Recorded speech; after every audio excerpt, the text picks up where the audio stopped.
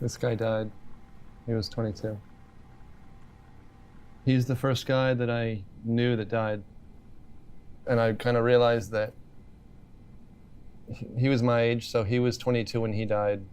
So I felt like every day since then, I was living and he wasn't. And I was just very conscious of the fact that life is a gift in that sense. So I felt more of a desire, more of a push to do things. So I think of him a lot.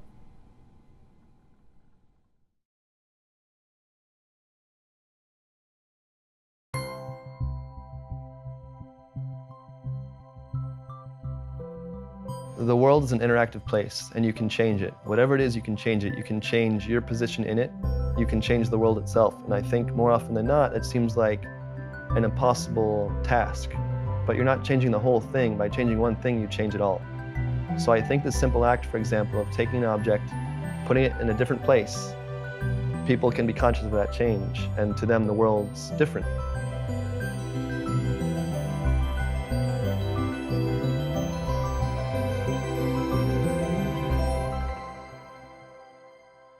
I've made street art for about 2 years. I first started doing it with Wildlife, who had been doing street art prior to that. Between the two of us, I'd say we do have a good 2 dozen. I feel like my hands want to be working and building. Cardboard, easy to manipulate, to cut, to shape. You can bend it, you can twist it, you can make almost any shape out of it. It's just a natural medium that I'm surprised more people haven't used, and I think it should be taken more seriously.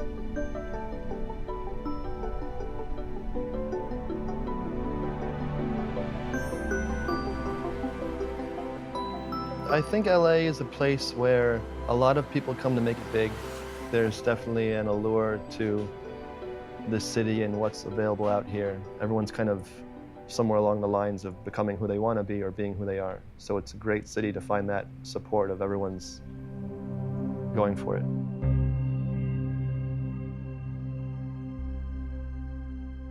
Part of the reason I moved from the west side to downtown was that I wanted a bigger workspace. I wanted something that I can build big with. And I didn't even know at the time that I necessarily meant building props and sets and things like that, but I wanted the potential to have that I can have a big workspace and do anything in it. And that coincided immediately with making street art, because it was one of those incentives to build. And not only to build, but to keep building, to have a limited work schedule of like a week to build a thing, put it on the street, move on to the next project. So I was really churning out art on a full-time basis.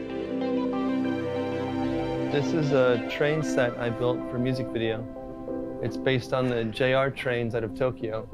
The rings are from a ring toss game from the toy district nearby. These are just belts. The exhaust vents are just paper. And the rest is just dowels and wood, movie theater chairs. So it's all just a cheap way to make big life-size sets.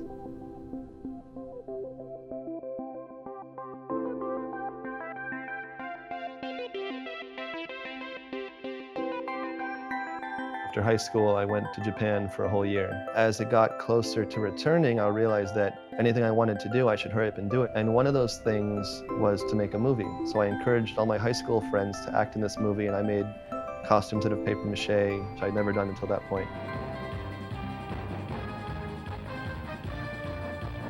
We had gun gags, we had sparks, we had Godzilla. We shot the whole thing over the course of maybe 4 months.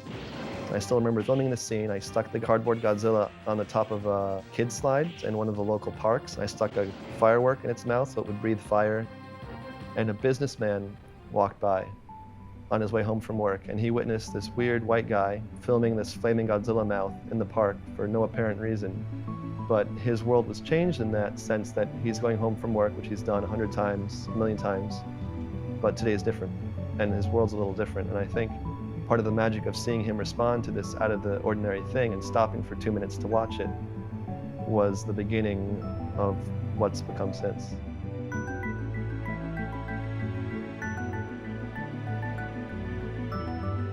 Before I made street art, I was working almost exclusively doing digital effects. Working from a computer, you've got a mouse in one hand and a keyboard in the other, and I just wasn't satisfied. I did so much green screen work to the point that I basically OD'd on that particular color of green screen. It's hard to look at that color again. That, like, already I'm freaking out. That color is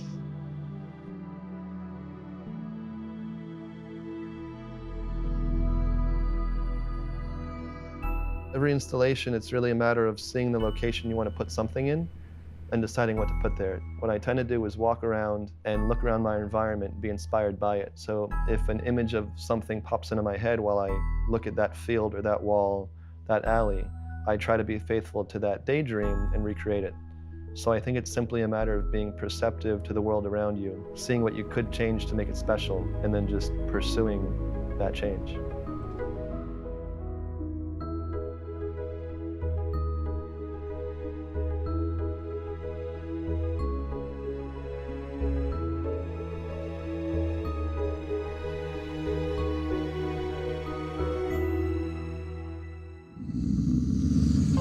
Our Walk is an event that's been happening for a few years before I moved down here. I'll kind of turn all the lights on, open my double doors, and then encourage strangers to start to explore it and come inside.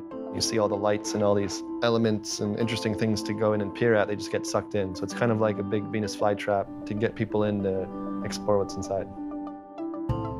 I look at them as they walk in and they're hit by it, and their eyes go wide and they just start looking at everything, and they have to look down and know where to step, and they just slowly wander around the space and are either overwhelmed by it or they see a certain thing they identify with, like an old VHS tape they haven't seen since they were kids, or an old toy, or a thing they recognize, or a movie poster. I enjoy those very candid initial reactions of people of seeing the space and being mesmerized by items in here, and sitting in the mech cockpit, for example, to take a selfie. I think that's great, just that the space is getting used in that sense and people are exploring and interacting with it.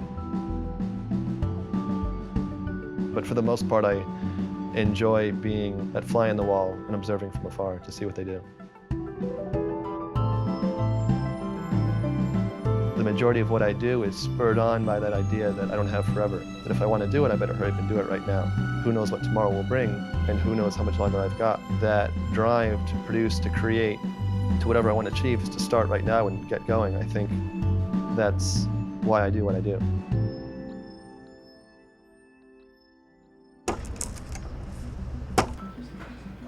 So I'm working today at Spectral Motion, which is a creature effects house. Working on the Millet Calder's End, which is a short by Kevin McTurk, and I built some specialty props for that. It's a half-scale puppet short. So I ended up building some half-scale items for this set. It's the interior of a windmill, just like the windmill pictured here. This is the grindstone, which I built. It goes like this. So this is made of wood, this is foam. It's all just kind of slapped together with extra pieces we had.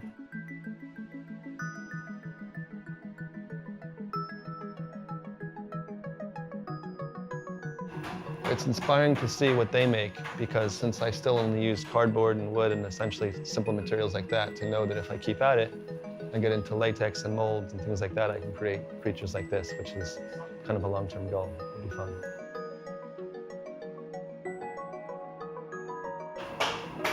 It's pretty badass.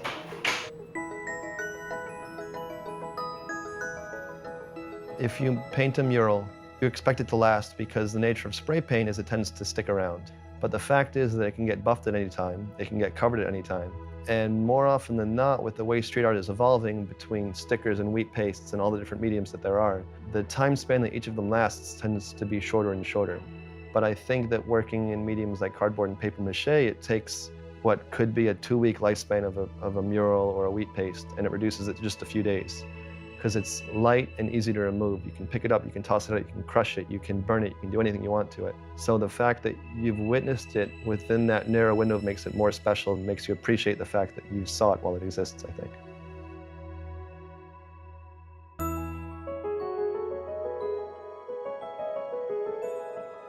My goal in doing all of this is just encouraging people to see the world differently, to open their eyes, to look up, not down, and to appreciate that the world around them is an interactive place.